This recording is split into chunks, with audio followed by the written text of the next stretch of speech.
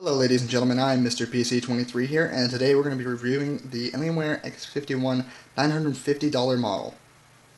So let's not waste any time, we'll just jump right into it. So this model comes with a rather beefy Core i5-2320, clocked at 3 GHz. It does have turbo boost. It comes with 8 GB of dual-channel DDR3 memory, clocked at 1,333 MHz, though 1,600 MHz RAM does work on this computer. You get a 1 terabyte SATA 3 gigabit per second 7200 RPM hard drive, 1 gigabyte NVIDIA GeForce GTX 555. That's the equivalent of about a GTX 460, maybe a little bit better.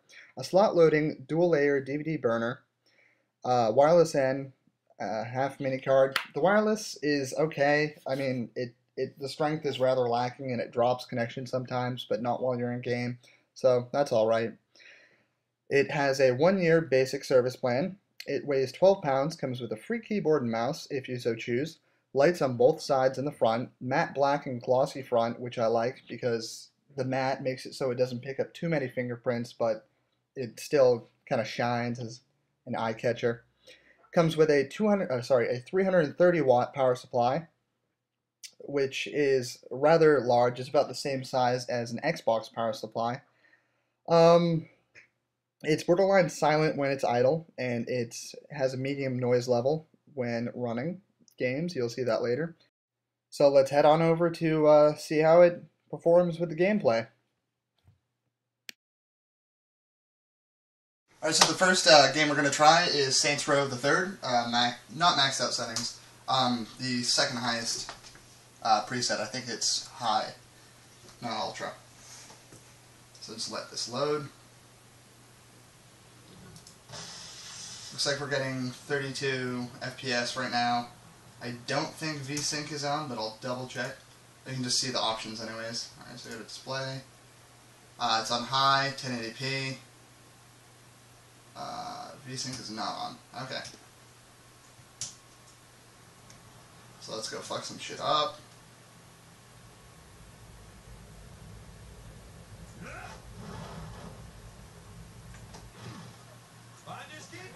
Need this car.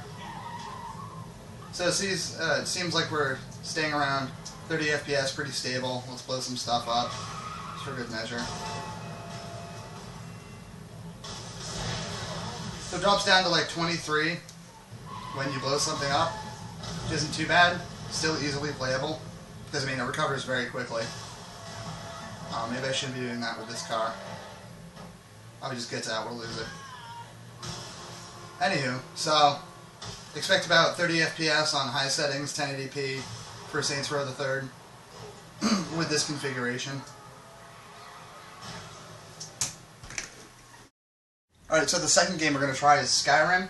I have it on the Ultra presetting, but I've turned down intertropic filtering to 8, and I turned down the shadow quality down to high as opposed to Ultra. See what we get for FPS. We're getting about 40 right now. Turn that down a bit. There's a dragon afoot.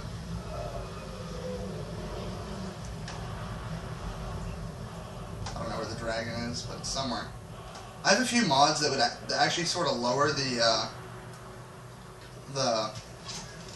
FPS, simply because it makes spells give off light, like let's see. Like that, so that lowers the FPS a little bit. But on this setting, we're still getting above 30 FPS all the time. Because we needed a fucking action shot just for that. Whatever. Yep, so I have a few mods that lower the FPS. You'd probably expect about 40. I mean, it doesn't impact it too much, maybe 5 to 10 FPS. But, yeah, this is playing pretty well on 1080p. I could show you other towns, but there's a dragon flying around, so I can't quick travel.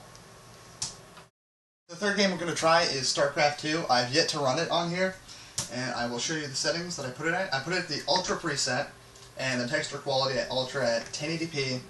Vertical sync is off, so I don't know how well this is going to play. I haven't tried it yet, so let's play the AI. So it looks like we're getting 48, 49 FPS on here. Alright, so I'm moving my army over now. I'm still getting about 83, 82 FPS, depending on where I'm looking on the screen, how close I am, how far away. The closer you are, like the more zoomed in you are, the better FPS you get, but I don't know why in the world you would. Come on, sentries, you slow little shit. So I'm about to lose this game, but I just wanted to show you the FPS in a battle.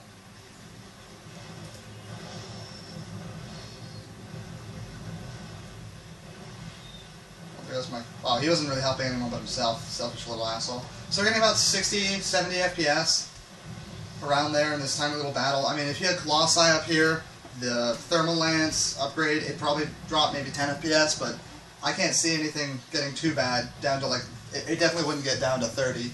So I mean, you're good to play on the Extreme preset if you really want. So that's about it for StarCraft 2. I'm watching that replay just so we can get a little bit of an audio idea how loud it is when it's running with the game. I mean, it's pretty quiet.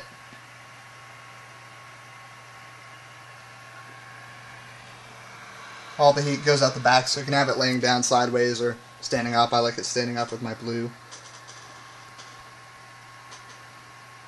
So that should give you a pretty good idea of what it sounds like when the game's playing it 2 times. So it's putting even more of a stress on it. Alright, so that's it for games, so you can see how well it plays them and how loud it is. I mean, it doesn't get louder than that. Even like 100% CPU max load and video card. So, yeah. Alright, so this is one of the pieces of software that came with it. It's the Alien FX. It's where you can change the colors on the front and the sides. It's pretty sweet, actually. I mean, this is the basic mode, so you can just, I'm going to select all the zones and just go to red. So now it's red, and I'll click orange.